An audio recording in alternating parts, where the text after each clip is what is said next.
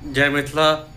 हम गुंजन ठाकुर अपने समस्त मिथिलांचलवासी के नमस्कार करैत अपना चैनल पर में स्वागत करै छी, अभिनंदन करै छी। अपने सब केहन छी?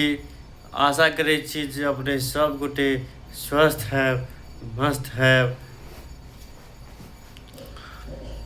अब नवरात्रा के आह्वान भ रहल अछि।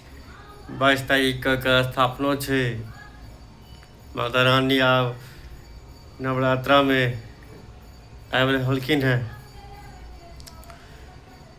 के सब नवरात्रा में व्रत करै छी।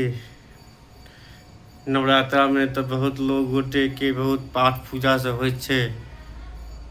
के सब व्रत करै छी, के सब पाठ करै छी, से सब बतेबाक कोशिश करब। हम सब गाम में रहै छलहुँ हम तऽ हमहूँ बहुत करै छलहुँ, नवाह परायण करै छलिए।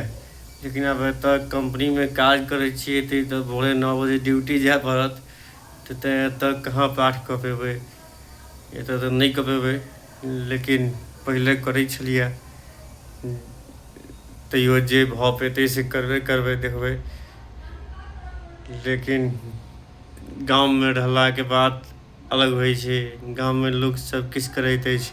गाँव से निकलला के बाद में लोग कंपनी में ते काज के चक्कर में लोग किछ नहीं कऽ पबैत अछि।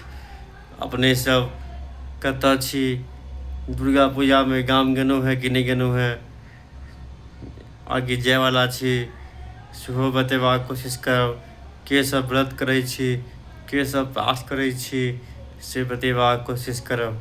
जय मिथिला, जय जानकी, जय दुर्गा मैया।